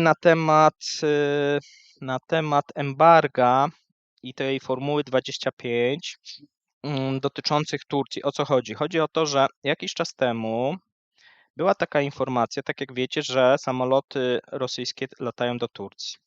Pojawiła się również informacja, że te samoloty rosyjskie są serwisowane przez Havas, przez tutaj partnera tureckiego i on naprawia te samoloty, tankuje, różne rzeczy robi.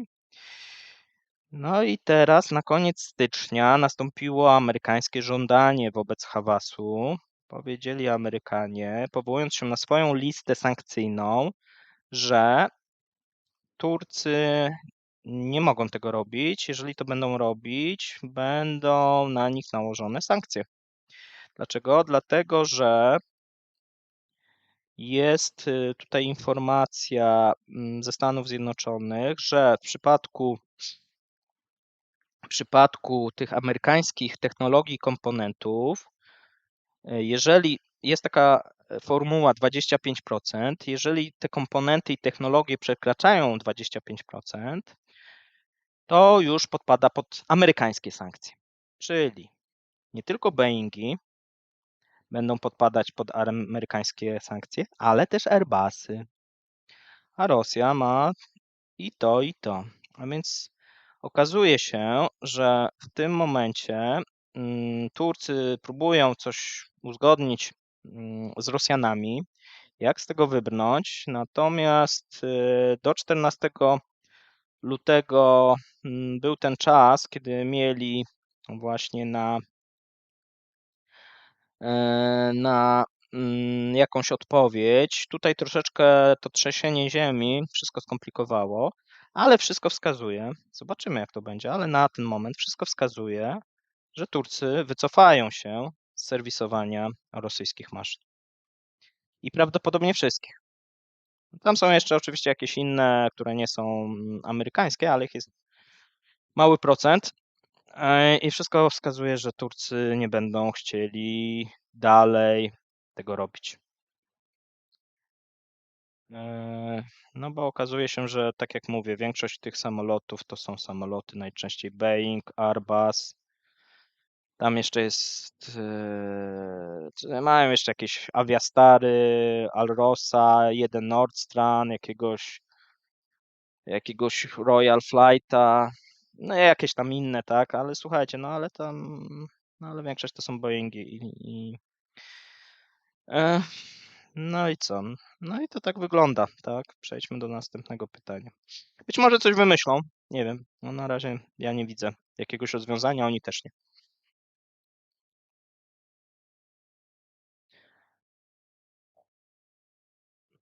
Dobry wieczór, proszę powiedzieć, w jakim mieście w Rosji pan mieszka? Danuta. Pani Danuto, ja nie mieszkam w Rosji. Mieszkam w Polsce. Teraz. Kiedyś mieszkałem w Azji. Długo. Po wojnie może być emigracja Rosjanek, efekt uboczny niedoboru mężczyzn. Login Żaczek.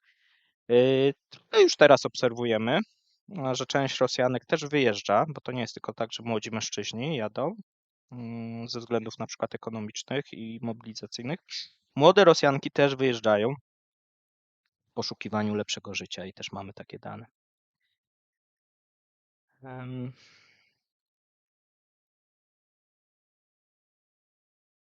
Dobrze.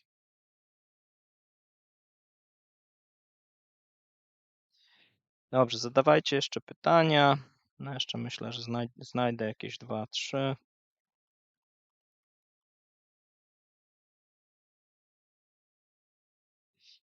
W 2023 w Rosji plony spadną znacznie. Podobno importowali 90% materiału siewnego, co będzie, jak go zastąpią lokalnymi nasionami. To też pan Marek Muszer. Panie Marku, no wygląda to tak, że jeżeli zastąpią swoimi nasionami, no to będzie dramat. Ale wydaje mi się, że zbiory zaczną spadać, albo inaczej, być może, znaczy zwiększy się na pewno koszt, jeżeli chodzi o rolnictwo, dlatego że no nie ma tych zachodnich technologii, szczególnie IT. To jest jedno, to na pewno. Jeżeli chodzi o materiał siewny, ja to mówiłem i sadzonki, i ziarno, i nasiona, przepraszam, no to wygląda tak, że te firmy, które do tej pory dostarczają, pewnie będą nadal dostarczać, albo będą dostarczać, jeżeli nawet jakieś tam sankcje by się pojawiły lub by nie chciały, no to gdzieś Rosjanie będą przez te kraje przez ten import równoległy, to gdzieś będą sprowadzać. Natomiast może nastąpić coś innego. Może nie nastąpić, że nie będą sprzedawane te nasiona, ale jak to zawsze w życiu bywa, ktoś będzie chciał zarobić i będą sprowadzone nasiona nieoryginalne, gorszej jakości, w niższej cenie, które no nie są tymi siewnymi. Więc z tym trzeba się liczyć, że tutaj będzie dużo takich rosyjskich januszów biznesu, którzy będą chcieli na tym zarobić. Co zresztą widzimy obecnie, tak? Jest bardzo dużo podróbek, jest bardzo dużo kradzionych towarów dociera w Rosji, jeżeli chodzi o ten import równoległy. To też jest jeden z elementów, dlaczego Rosjanie chcieliby ukrócić w ogóle ten import równoległy. Wielu osobom się to nie podoba, szczególnie, że import równoległy daje tylko 10% wartości importu, a problemów związanych z importem równoległym jest bardzo dużo. Ponoć w samym aparacie represji zatrudnionych jest już około 900 000 osób. Właśnie coś takiego chyba ja podawałem, ale tak jak mówię, muszę to sprawdzić.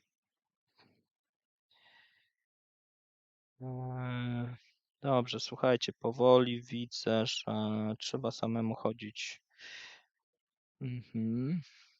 Tutaj pan Marek widzę, że bardzo aktywny. Dziękuję panie Marku.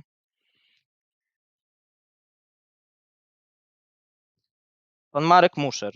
No podaje to, co ja mówię. Lektura rosyjskiej prasy lokalnej w necie pokazuje, że ceny zdecydowanie bardziej rosną niż podają oficjalne dane. Piszą o złotych ogórkach, pomidorach za 1200 rubli w Wołgogradzie. Nie pamiętam, czy w Wołgogradzie, ale są takie faktycznie. Pan Krzysztof Hakon. W Wielkiej Brytanii też nie jest kolorowo, siła nabywcza pieniądza spada, brakuje towarów, niby tragedii nie ma, na kieliszek chleba starcza, ale dobrze to już było. Nie wiem, jak jest w Wielkiej Brytanii, a więc wierzę panu, panie Krzysztofie, że tak jest. Pan Sebastian Kordasiewicz. A śledzę wiadomości z różnych źródeł od roku przez 7 do 9 godzin dziennie, więc mam odpuścić, bo oglądałem ten program i nie wiem, o co chodzi. Panie Sebastianie, pan kiedyś o coś pytał, bo ja pana pamiętam, ale nie wiem, o co teraz chodzi tutaj. Login Żaczek. Lachowski odwoływał się do historii Rosja historia nigdy nie powtarzała się tak samo, w szczególności ludzie w danym kraju nigdy nie zachowują się tak samo. Okej. Nie wiem, o co chodzi. Dobrze, to jest jakaś dyskusja, podejrzewam, na temat kapitana i wywiadu z panem Mateuszem Lachowskim, rozumiem. Jeszcze nie słuchałem tego. Pewnie być może jutro, jak znajdę chwilę czasu, to odsłucham. Dobra, słuchajcie.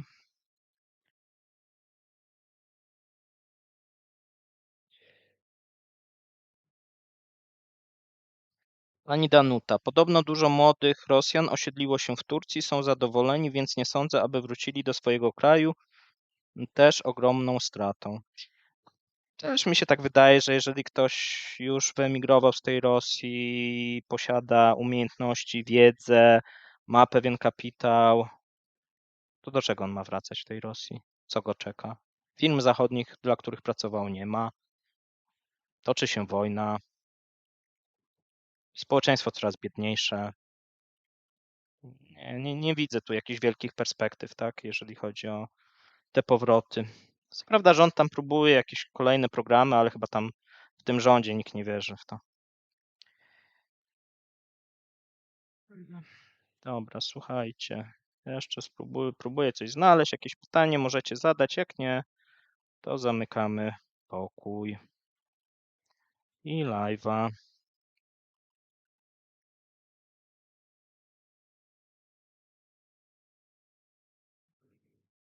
Co ostatnia szansa.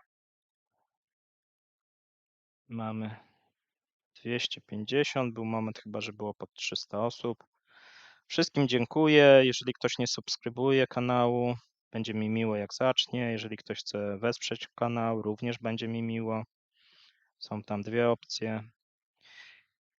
Kawę przed live'em piłem, ale jak ktoś będzie chciał, może mi jutro albo kremlince postawić.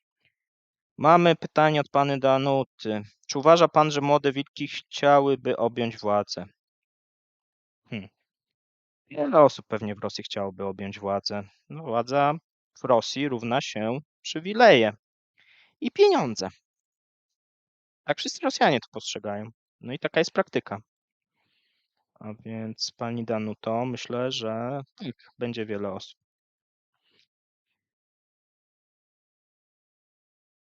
Dobra, słuchajcie, myślę, że to tyle, jeżeli chodzi o dzisiejsze spotkanie. Bardzo wszystkim dziękuję.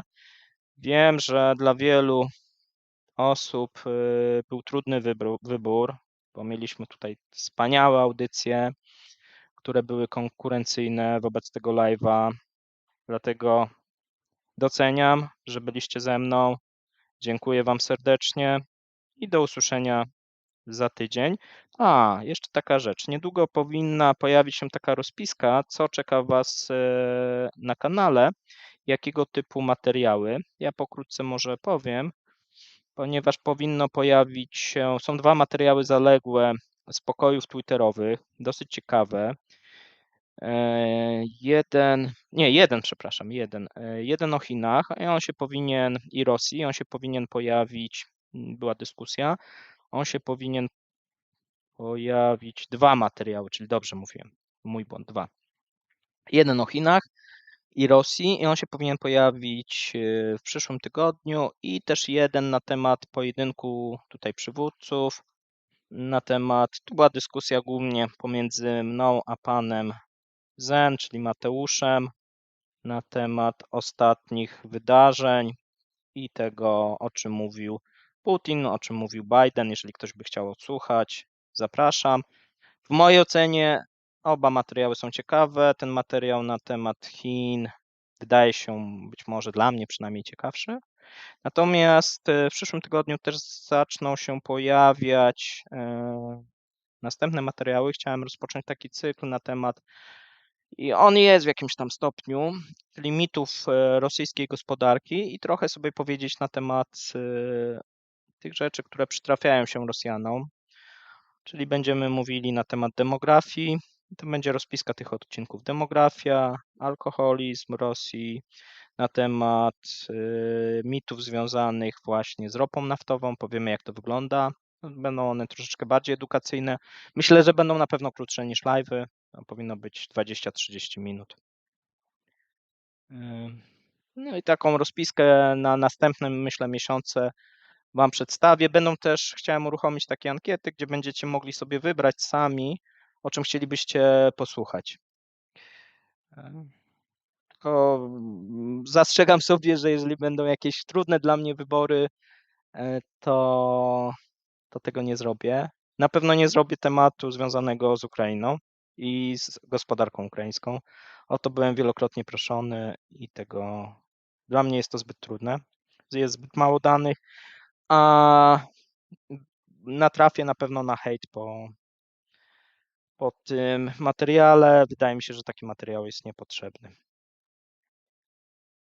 Dobra, słuchajcie. To jeszcze raz dziękuję wszystkim, miłej nocy i do usłyszenia, do zobaczenia. Trzymajcie się. Cześć.